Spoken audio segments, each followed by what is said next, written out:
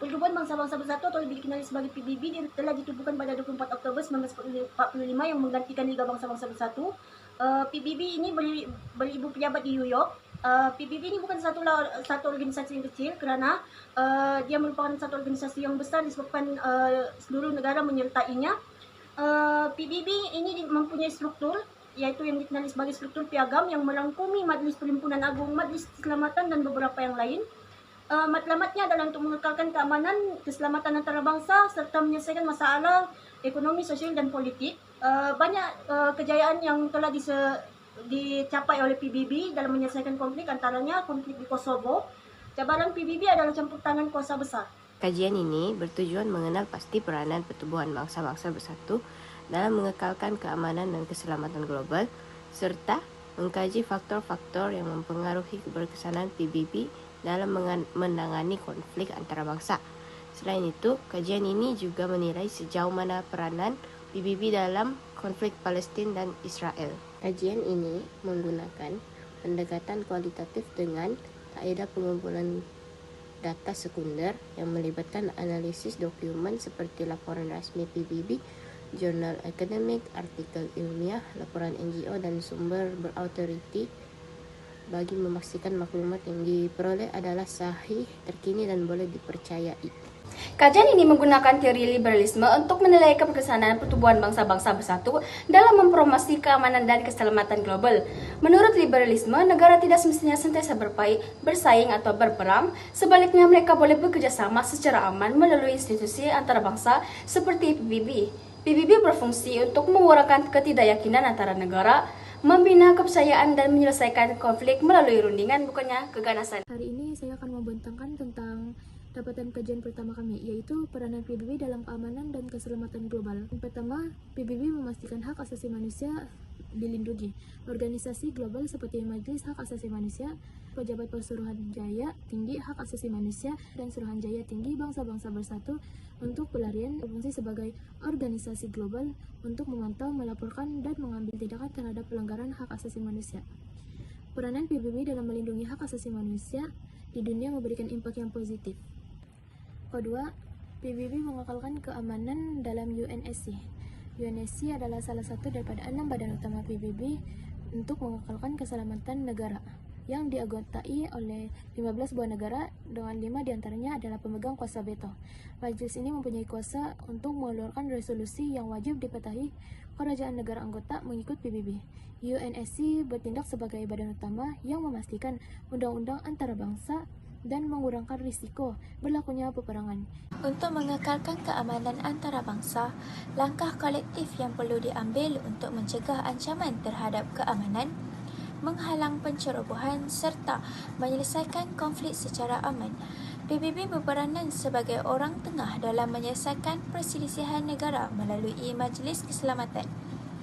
Piagam PBB yang memberikan asas bagi perlindungan keamanan global.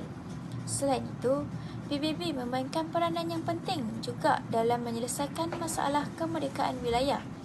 Sebagai contoh, piagam PBB yang memberikan hak kepada negara jajahan untuk memerintah sendiri. Akhir sekali, PBB juga berusaha untuk mengawal perkembangan senjata moden, termasuklah senjata nuklear dan kimia yang mengancam keselamatan dunia. Dapatan kedua ialah faktor yang mempengaruhi keberkesanan PBB dalam menangani konflik antarabangsa. Faktor yang pertama ialah mandat yang lemah dan tidak jelas. Apa itu mandat? Dalam konteks PBB, mandat ialah arahan rasmi yang dikeluarkan oleh Majlis Keselamatan atau Perhimpunan Agung. Erti kata pendek ialah lesen kuasa yang memberikan legitimasi undang-undang kepada setiap tindakan PBB. Tanpa mandat, PBB tidak boleh bertindak walaupun konflik semakin runcing. Namun dalam banyak misi, mandat yang dikeluarkan bersifat kabur, terhad dan juga tidak selaras dengan konflik. Antara contoh mandat yang lemah ialah UNAMIR di Rwanda 1994. Apa itu UNAMIR? UNAMIR ialah United Nations Association Mission in Rwanda. Apa yang berlaku ialah mandat hanya membenarkan kuasa untuk memantau dan juga tidak untuk bertindak. Ini menyebabkan lebih daripada 800,000 orang terbunuh dalam genosid di Rwanda. Faktor kedua yang mempengaruhi keberkesanan PBB dalam menangani konflik antarabangsa ialah kuasa veto negara kuasa besar. Seperti mana yang kita tahu, PBB mempunyai 193 negara anggota dan juga 2 negara pemerhati, yaitu Vatican City dan juga Palestina. Dan di dalam PBB ini ada Majelis Keselamatan yang ditubuhkan dengan mandat utamanya yaitu mengekalkan keamanan dan juga keselamatan antarabangsa. Tetapi, keberkesanan badan ini selalu dipertikaikan, khususnya akibat kewujudan kuasa veto. Kuasa veto ini dimiliki oleh P5, Permanent 5 ataupun 5 negara tetap, yaitu Amerika Syarikat, United Kingdom, Prancis, China, dan juga Rusia. Kuasa ini membolehkan mana-mana negara P5 tersebut menyekat sesuatu resolusi walaupun mendapat sokongan majoriti daripada negara anggota yang lain. Apakah masalah kuasa veto ini? P5 menggunakan veto untuk melindungi kepentingan politik dan strategik mereka, bukannya kepentingan kemanusiaan. Hal ini menyebabkan banyak tindakan segera PBB gagal untuk dilaksanakan. Contoh pertama yang dapat kita lihat ialah berdasarkan konflik Syria. Sejak tahun 2011, lebih daripada 500.000 orang terbunuh dan lebih 13 juta rakyat Syria menjadi pelarian akibat perang saudara Syria. Ketika itu, Majelis Keselamatan memberi banyak resolusi, tetapi berulang kali gagal untuk mencapai kata sepakat bagi mengambil tindakan tegas terhadap kerajaan Bashar al-Assad.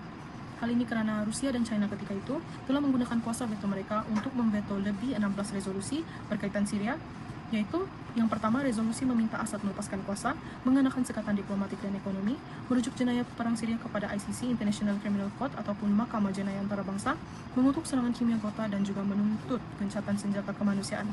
Hal ini menunjukkan bahwa PBB tidak berupaya walaupun krisis kemanusiaan berada pada tahap yang kritikal. Faktor ketiga dan faktor terakhir ialah pembiayaan terhad dan juga tidak stabil. Walaupun PBB kelihatan seperti organisasi yang besar, realitinya ialah ia bergantung sepenuhnya kepada komitmen kewangan negara anggota. Banyak negara lewat bayar dan juga bayar separuh. Jika tidak cukup bajet, misi akan jadi perlahan dan kurang keperluan. Antara contohnya ialah MONUSCO di Kongo. MONUSCO ialah United Nations Organization Stabilization Mission in the Democratic Republic of the Congo. Bajet pada tahun 2024 dan 2025, PBB melaporkan pemotongan hampir 145.9 juta dolar. Bila sumber kurang, misi tidak dapat capai mandat, dan apabila mandat tidak capai, legitimasi PBB akan jatuh dan hilang kepercayaan terhadap PBB. Sekarang kita akan masuk dalam peranan PBB dalam menangani konflik Israel dan juga Palestin. Jadi dalam konflik ini, PBB telah menjadi instrumen di mana terdapat penglibatan dari segi Dewan Keamanan PBB, Majelis Umum PBB, serta Mahkamah Internasional. Dan yang kedua ialah PBB telah menjadi pusat di mana negara-negara berkumpul untuk berbincang, dan terdapat resolusi 2728 serta resolusi 2735 yang telah dicadangkan, dan terdapat juga three-phase ceasefire yang telah dikemukakan dalam perbincangan ini. Peranan PBB dalam menangani konflik antara Israel dan Palestina. Yang ketiga ialah PBB sebagai aktor. Antaranya ialah United Nations Relief and Works Agency dan Office for the Coordination of Humanitarian Affairs. Jadi kesimpulannya, PBB penting dalam mengekalkan keamanan dan keselamatan dunia. Namun begitu, keberkesanannya dipengaruhi oleh pelbagai isu seperti mandat lemah yang dapat dilihat daripada tragedi Randa, kuasa veto yang menghalangi tindakan kolektif yang dapat dilihat daripada konflik Palestina-Israel. Oleh itu, dapat diringkaskan bahwa PBB perlu melakukan reformasi atau pembaharuan baru ke dalam struktur majelis untuk memastikan keamanan sejagat yang lebih stabil dan adil untuk masa depan. Sekian itu saja pembentangan daripada kumpulan kami. Sekian, terima kasih.